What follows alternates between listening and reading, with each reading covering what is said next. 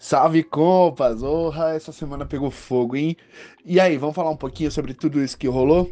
Então, bora lá. No começo de 2023, a gente teve informações sobre o desvio das joias e desde então a coisa desengolou de um jeito absurdamente rápido. Você já deve estar sabendo de tudo isso, né? Mas vamos fazer um resumo aqui rapidão. Depois das primeiras joias serem descobertas, mais e mais joias começaram a aparecer. Dentre esses conjuntos, tiveram dois que a gente precisa muito falar. O primeiro deles é o Rolex, que foi vendido pelo Tenente Coronel Mauro Cid, e depois, quando a devolução foi exigida, acabou sendo recomprada por OACF, que estava lá passando umas férias na Pensilvânia, pela bagatela de 49 mil dólares. Cabe uma observação aqui, galera. O relógio foi avaliado entre 60 e 65 mil dólares. Mas, se o Acef comprou ele por volta de 49 mil doleta, isso quer dizer que provavelmente ele foi vendido por Cid por entre uns 20 ou 25 mil dólares. Pra ser franco, esses números eles não importam muito, já que peculato é peculato. A única coisa que me chama atenção nessa parada é o quão rampeira é essa coisa toda. Corrupção esfarrapada e pé de chinelo da pior espécie. E isso mostra não só o real caráter do Bolsonaro, como também de alguns integrantes do exército, como do Cid e do papai, né, do general Cid. Isso só mostra como que o Brasil teve na mão de gente tacanha e extremamente medíocre, né? Quem assumiu o caso do Cid foi o Bernardo Fenelon, um advogado bastante renomado, especialista em delação premiada, mas ele deixou a defesa do Cid esses dias. Muita gente está dizendo que ele fez isso porque o Mauro Cid não tem mais o que delatar. Eu discordo disso, mas a gente já volta para essa parada, beleza? No lugar dele, assumiu a defesa um outro advogado famoso, César Bittencourt. Ele é professor de direito penal e famoso por defender políticos corruptos. Aí, essa semana, a capa da Veja tava dizendo assim, confissão de Mauro Cid, né? E no dia seguinte, o Bittencourt, o advogado novo do Mauro Cid, deu uma entrevista na Globo, onde, apesar de que ele pareceu se complicar com as perguntas da Natuz e da Andrea, ele conseguiu mandar a mensagem para quem ele precisava, para a Polícia Federal. Ele deixou bem claro que a família Cid teme pela sua segurança e tem algum grupo supostamente planejando atentar contra a vida dos membros da família. Embora Bittencourt não dê nomes aos supostos envolvidos em um suposto atentado contra a família Cid, no mesmo dia, algo que parecia impossível até alguns meses se tornou real: a possibilidade da prisão preventiva de Jair Bolsonaro. Bom, a intro de hoje foi um pouquinho mais longa do que normal, mas eu queria dividir algumas reflexões e receios que eu tô tendo em relação a essa parada toda. Então, se eu fosse você, eu não desgrudava a bunda da cadeira, porque vem chegando aí várias novidades. Vai, Charlie, puxa a vinheta. Fenelon, especialista em delação premiada, deixou a defesa do tenente-general Cid. O entendimento comum disso é que, como os e-mails e as conversas de WhatsApp chegarem em conhecimento da Polícia Federal, o Cid não tem mais o que delatar. Praticamente todos os canais, veículos de mídia, sejam hegemônicas ou independentes, e comentaristas políticas têm comprado essa versão aí. Até o Thiago dos Reis chegou a dizer de uma forma meio... fazendo uma piadinha lá, que se tratava da primeira delação despremiada da história do Brasil. Mas, gente, não se deixe enganar por isso não, tá? O Mauro Cid foi um homem de confiança e teve lá grudadinho com Jair Bolsonaro durante 4 anos. Pode ter certeza que ele sabe de muita coisa, mas de muitas putarias que rolaram nesse último governo. Tanto as que envolvem Bolsonaro, quanto as que envolvem outros membros do alto escalão do governo, sejam eles oficialmente ou extraoficialmente, né? Pode ser que tenha gente que não tenha necessariamente um cargo no governo Bolsonaro, que fez merda e o Cid tá sabendo, porque ele tava lá, ó, caindo em unha com o Bolsonaro, entendeu? A imprensa divulgou que foi o Fenelon que quis deixar o caso, mas será que foi isso mesmo por trás das cortinas? Eu acho que não. Eu penso que a troca de advogado é um sinal para outros membros do governo envolvidos em coisas que não têm ligação direta com as joias, coisas que a gente ainda não tá sabendo. Quando eles tiram o Fenelon da defesa, a família Cid tá acenando para tranquilizar outros criminosos do governo anterior, falando que não tem a intenção de cutucar outros ninhos, outros vespeiros, outros ninhos de marimbondo, sabe? Então, meu povo, não cai nesse papinho não de que o Cid não tem o que delatar, tá? Porque, mano, esse salva-vida de aquário aí sabe coisa pra cacete, pode ter certeza disso. Já o César Bittencourt, o advogado novo do Tenente Coronel Cid, parece estar adotando uma estratégia de jogar tudo nas costas do Bolsonaro. Ele tá dizendo, tá alegando por aí que devido ao cargo, o Mauro Cid estava apenas cumprindo ordens e, como bom militar, se arvorava no princípio da obediência. Meu Deus do céu, né? Puta que tu vai te tomar no cu, rapá. Ah, caralho. Bom, essa história não cola, né? Ou pelo menos não deveria colar por dois motivos. É verdade que recusa de obediência é considerado crime pelo Código Penal Militar. Tá lá no artigo 163, se liga. Artigo 163. Recusar obedecer à ordem do superior sobre o assunto ou matéria de serviço ou relativamente o dever imposto em lei, regulamento ou instrução. Mas quando esse artigo apresenta a dosimetria da pena, o próprio artigo 163 faz uma observação bastante peculiar, né? Pena: detenção de 1 a 2 anos se o fato não constitui crime mais grave.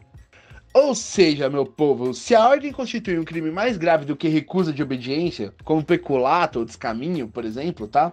O militar pode sim se recusar a obedecer a ordem recebida. Ou seja, só por isso essa desculpa do Bittencourt não devia colar. Mas tem outra coisa ainda mais relevante do que isso. O Mauro Cid não está sendo julgado como militar. Então, que se foda o Código Penal Militar. Certo?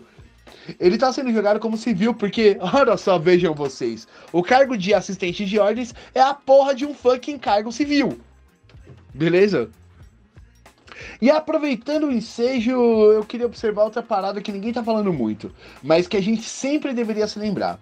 O tenente-coronel Mauro Cid não é apenas cúmplice de pelo menos peculato, descaminho e talvez até de formação de quadrilha, mas ele também prevaricou ao ver todos esses crimes acontecendo e não ter feito nenhuma denúncia, certo?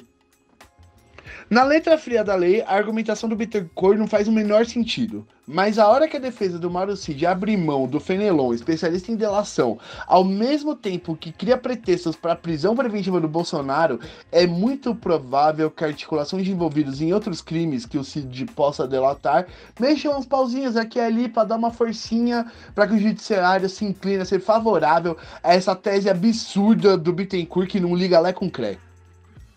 Afinal de contas, tem coisa mais endêmica e naturalizada no Brasil do que a anistia para militar, né? E o Mauro Cid e seu papai são o quê? Militares, né? E aí eu tenho que confessar uma coisa pra vocês. Mesmo sabendo que legalmente essa baboseira não tem a menor sustentação, eu não ficaria nem um pouco surpreso se esse blá blá blá todo colar e o Mauro Cid acabar anistiado. Como dizia o Pedro e o Cristiano, né? Malditos milicos. Malditos milicos. Pois é, né? E agora o Alexandre de Moraes pediu a quebra dos sigilos do Bolsonaro e da Michelle, e provavelmente na próxima semana a gente vai ter notícias sobre a apreensão dos passaportes para evitar que a família fuja do país, né? Além disso, o Bittencourt disse com todas as letras que a família Cid teme por sua segurança. Tudo se encaminha para uma prisão preventiva do Bolsonaro e talvez até para outros membros da família, certo? As condições que permitem a decretação da prisão preventiva são descritas nos artigos 311 a 316 do Código de Processo Penal. Ela pode ser decretada quando há risco de fuga, confere. Quando há possibilidade do acusado interferir no processo de investigação, confere. Ou quando testemunhas ou outras partes da investigação podem ser ameaçadas de qualquer forma pelo investigado. Caramba, mano, também confere.